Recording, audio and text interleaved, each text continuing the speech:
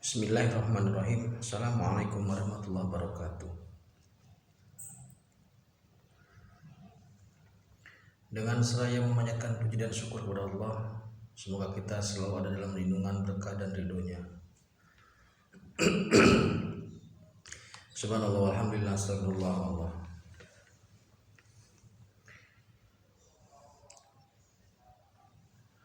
Pada video sebelumnya saya sudah menyampaikan dan menegaskan bahwasanya sosok SP itu bukanlah sosok yang menunggu takdirnya, tapi dia adalah sosok yang memperjuangkan takdirnya.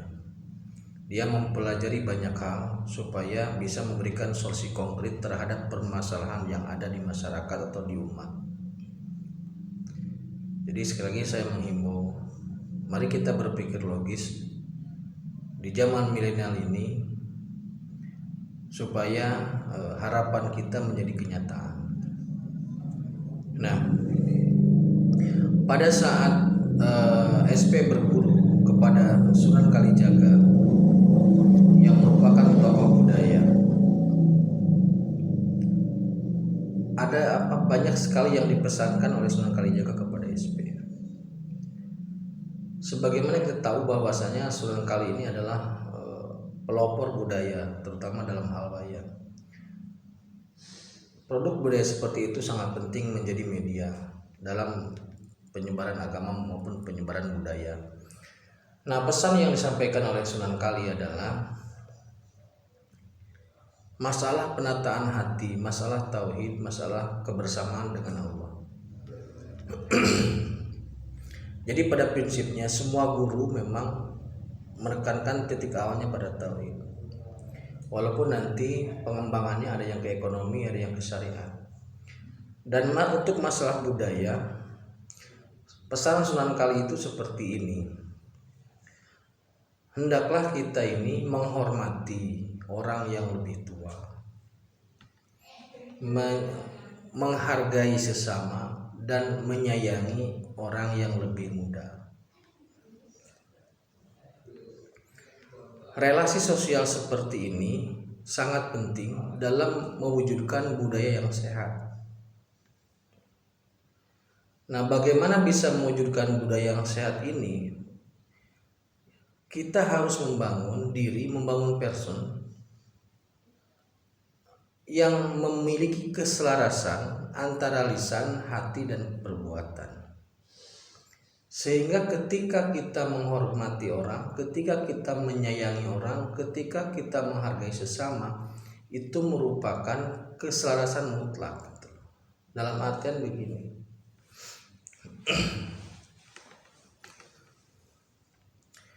seseorang itu harusnya, idealnya memiliki hati yang tawadu, berucap dengan lisan yang baik, dan berperilaku yang bermanfaat.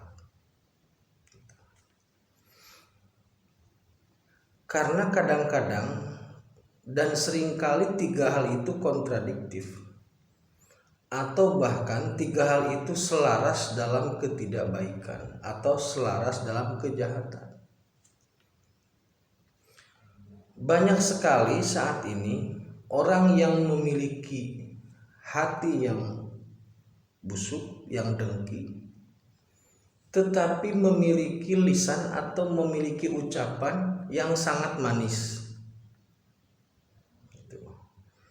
Lisannya manis, hatinya busuk, perbuatannya busuk, perbuatannya merugikan. Contoh, lisannya membela rakyat, hatinya serakah, perbuatannya korupsi.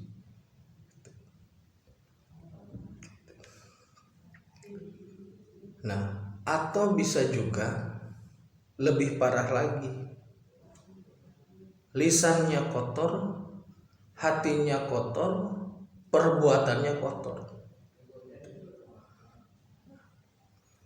Keselarasan dalam hal yang baik ini memerlukan penguatan tauhid, sehingga ketika diterapkan dalam aktivitas budaya itu menjadi bermanfaat. dalam bertauhid dan beribadah seumpamanya, itu tujuan utama sholat lah. Ambil contoh sholat, jelas-jelas ditegaskan bahwa sholat itu bisa mencegah dari perbuatan-perbuatan yang keji. Tapi apakah zaman sekarang ini ada atau tidak ada orang yang sholatnya rajin, tetapi aktivitas kehidupannya bertolak belakang dengan sholat, gitu. Ketika aktivitas perbuatannya atau aktivitas sehari-harinya atau aktivitas dalam jabatannya bertolak belakang dengan ibadahnya, itu artinya ibadah tersebut tidak bernilai. Karena harusnya orang yang sholat itu memiliki kejujuran ketika dia sholat dan memiliki kejujuran ketika dia berperilaku. Artinya sholat yang dia lakukan, ibadah yang dia lakukan, tidak hanya berhenti pada ibadah atau sholatnya, tapi bisa diterapkan, bisa diaplikasikan dalam kehidupan sehari-hari. Harusnya orang yang rajin sholat atau rajin beribadah memiliki lisan atau ucapan yang baik, memiliki hati yang tawadu, dan memiliki perbuatan atau melakukan perbuatan yang bermanfaat.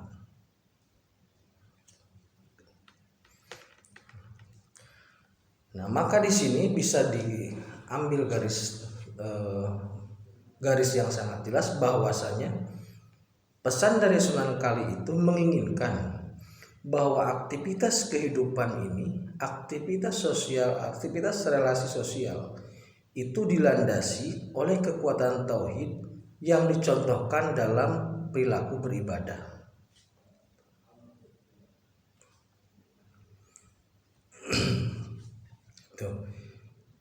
Nah, maka pada saat ini kenapa orang masih banyak yang melakukan korupsi padahal lisannya manis?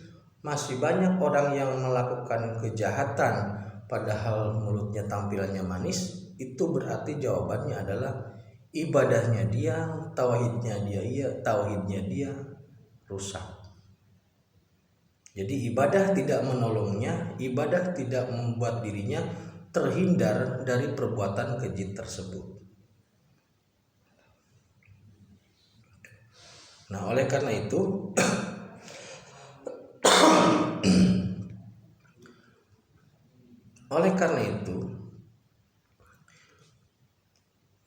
mari kita bersama-sama memaknai bahwasanya aktivitas budaya itu sangat bisa dilandasi oleh karakteristik beribadah yang ditancapkan di dalamnya tauhid yang sangat kuat. Karena begini, kalau orang bertauhidnya sudah kuat, kalau orang ibadahnya sudah benar, ketika dia akan ngomong yang salah, ngomong yang jelek, berbicara yang tidak bermanfaat, hatinya akan menolak. Secara otomatis lisannya akan berhenti. Ketika seseorang ibadahnya sudah dapat menolong dia dari kejahatan, contohnya begini, ketika akan melakukan kejahatan, hatinya menolak, maka langkahnya pun berhenti. Jadi kekuatan tauhid di sini memang masuk ke dalam hati. Makanya harus terus diupayakan keselarasan yang baik antara lisan, hati, dan perbuatan. Sebagaimana yang sudah kita tahu bahwasanya penyakit hati itu seperti dengki, iri, dendam. Penyakit hati inilah yang sangat mungkin bisa merusak tatanan relasi sosial. Nah, oleh karena itu kita berharap semoga ibadah kita ini bisa diterapkan dalam aktivitas atau relasi sosial kita dalam kehidupan sehari-hari. Seandainya ibadah sudah bisa diterapkan tauhid sudah bisa diterapkan dalam aktivitas dan relasi sosial kita sehari-hari, maka insya Allah nanti akan terbentuk budaya yang adiluhung, akan terbentuk budaya yang berlandaskan pada akhlakul karimah. Tapi selama itu tidak diterapkan, sholat berhenti pada assalamualaikum, puasa berhenti sampai maghrib, haji berhenti pada pulang dari haji, tetapi tidak diterapkan dalam aktivitas kehidupan sehari-hari, hanya sebatas simbol, maka jangan berharap budaya kita akan menjadi budaya yang adiluhung.